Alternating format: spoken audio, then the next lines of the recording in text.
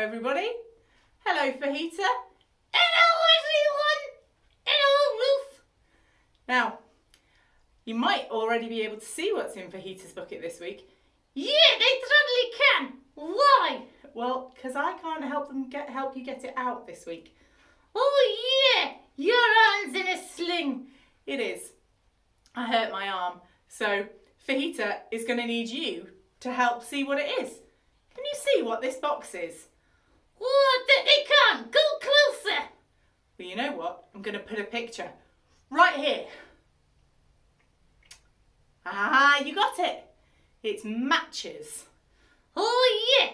Can I take them out? Yeah, go on. That's better. Now, I wonder if you know what matches are used for. Go on, tell me. Yes, we use them to light a fire or candles on a birthday cake.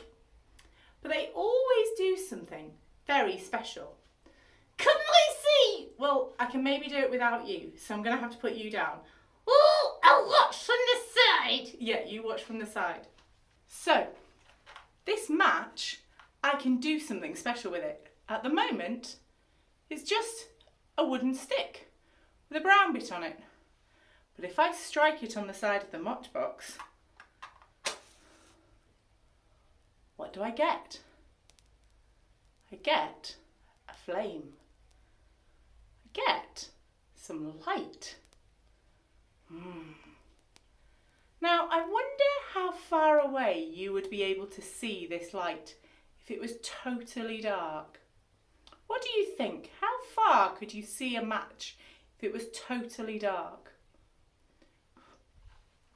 And back. Yes, you are. What do you think? How far could you see a match if it was totally dark? And flat. Yes, of course, it would have to be flat. No mountains in the way, no hills in the way, no other light. 100 meters. No. Try further. What do you think?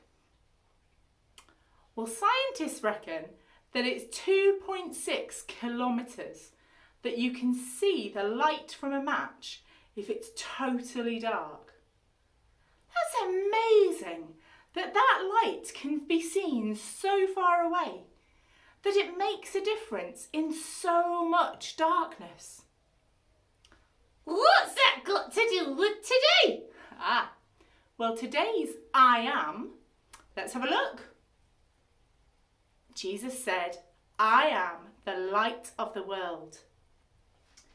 He said, whoever follows me will never walk in darkness, but will have the light of life. Now I want you to think, if I'd lit that match and put it behind me, you wouldn't be able to see it. But if I have that match, or let's say I had a candle or a torch, it would light the way in front of me, and anyone behind me, Following you. yes, following me, would be able to see too. And that's what Jesus was saying, that sometimes the world seems dark, like scary or bad, and things don't look great. But when you put light there, when you can see where you're going, And not trip over things. yes, not trip over things in the dark, or not bump into things in the dark, when it's light and you can see, things are better. That's what Jesus said he came to do.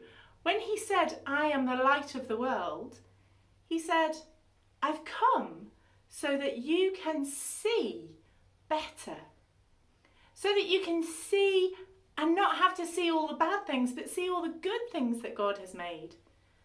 To make it less scary, to make it less hard.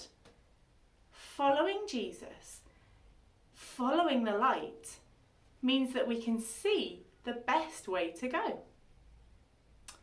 Now, just like last week, some people didn't like that. But that's okay, because they can choose to keep walking in the dark and bumping around.